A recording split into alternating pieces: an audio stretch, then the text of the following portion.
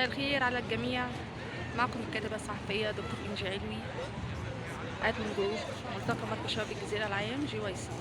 النهارده طبعا كان في تجمع الإفطار بتاعنا، احنا موجودين عند مسرح الأغاني. تمام، طبعا الناس بقى قامت تصلي وكده. إن شاء الله كل سنة وأنتم طيبين، وعقبال كده كل تجمع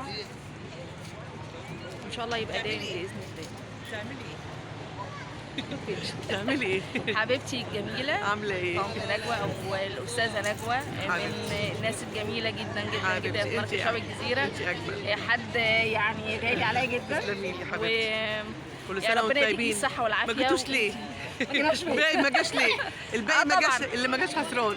والناس اللي ما جاتش وقعدت بس تكلمني مش عارف ايه، وجايين وجايين وجايين كده. لكن يعني نعوضها ان شاء الله تاني. تعوضها في رمضان الجاي. في رمضان الجاي ان شاء الله. كل سنه وانت طيب. وانت طيبه يا حبيبتي، ربنا يجمعنا على خير دايما، واتمنى لكم كل التوفيق وكل النجاح. اذا بس كده بكم معايا نروح للناس الجميله.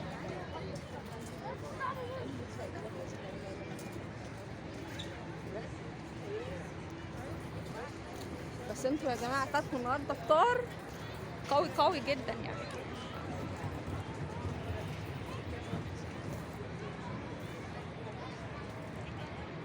مساء الفل، عاملين ايه؟ ندوة جت معايا في الفيديو ومش عارفه بقى راحت تاخد قهوه. كل سنه وانتم طيبين، رمضان كريم عليكم، وربنا يا جماعه دايما في خير، ونورتوا الدنيا، وانتوا اساس يعني المركز. مش عايزه اتكلم يعني، انتوا احلى حاجه حبيبتي. الله يخليكي، نورتوا الدنيا، وان شاء الله كده عقبال كل تجمع. التكريم بتاعي حبيبتي. يلا لو في يا جماعه احنا موجودين لغايه كده بعد العشاء ان شاء الله. لو في حد جاي تمام احنا هتلاقونا موجودين. اوكي، وبعد كده هنطلع الحسين متهيألي الناس بس تخلص كده ونشوف الدنيا فيها ايه.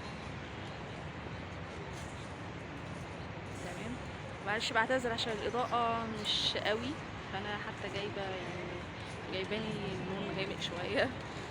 تمام، اتمنى الاضاءه هنا تبقى اقرب من كده. تمام، كل سنه وانتم طيبين، وعقبال كل تجمع، وربنا يا جماعه دايما في الخير. كانت معكم إنجي فرشة.